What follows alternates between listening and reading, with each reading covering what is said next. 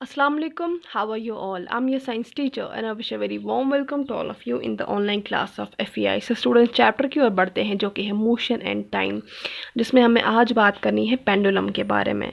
तो स्टूडेंट्स आपने देखा होगा वॉल क्लॉक्स पे पेंडुलम लगे होते, क्लॉक्स पे पेंडुलम होते हैं, ठीक है, जो ऐसे ऐसे कर रहा होता है, ऐसे मूव कर रहा होता है कि नहीं। The simple pendulum consists of a small metallic ball from a ridged stand by a thread. The metallic ball is called the bob of the pendulum.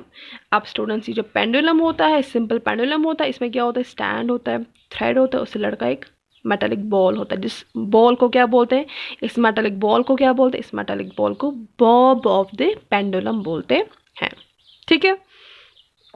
When the bob is released after taking it slightly to one side, it begins to move to and fro. देखिए students, ये जो Bob है पहले मतलब rest पे है, ठीक है ना, ये हिल नहीं रहा है, पहले रेस्ट पे।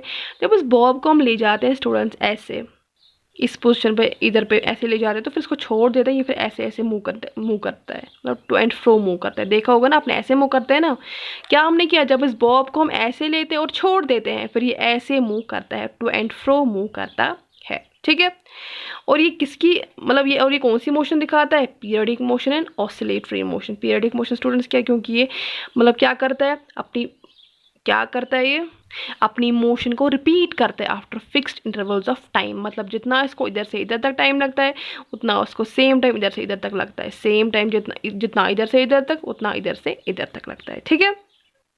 समझ रहे हो, क्या दिखाता है, टू एंड फ्रो मूवमेंट करता है, मतलब टू एंड फ्रो ये मूव करता है। Pendulum completes one oscillation when its bob starting from its mean position O moves to A to back to O. देखिए स्टूडेंट्स, पहले बॉब जो होता है मीन पोजिशन पे होता है, रेस्ट पे होता है। जब उसको ऐसे लेते हैं स्टूडेंट्स, फिर जब उसको रिलीज हम करते हैं, देखिए पहले बॉब जो है हम समझेंगे O पे है, ठीक है, मतलब मीन पोजिशन पे। जब उसको हम ऐसे लेते हैं लाइक A तक, तो हम उसको छोड़ देते हैं, फिर ये कहाँ पहुँचता है, बॉब B तक पहुँच जाता है, फिर B से वापस O तक आ जाता है, ठीक है।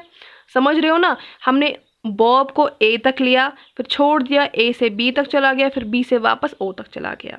पेंडुलम जो होता है, ये बोल रहे हैं, ये अपनी एक ऑसिलेशन तब कंप्लीट करता है, पेंडुलम अपनी एक ऑसिलेशन तब कंप्लीट करता है जब बॉब है वो स्टार्ट करता है मीन पोजीशन से, लाइक ओ से ए तक, फिर वापस ए से बी, बी से ओ तक, या ऐसे भी अपनी एक्सट्रीम पोजीशन यानी ए से बी तक, दूसरी एक्सट्रीम पोजीशन यानी बी तक, बी से वापस फिर ए तक, ये तब अपनी एक ऑसिलेशन कंप्लीट करता है, ठीक है।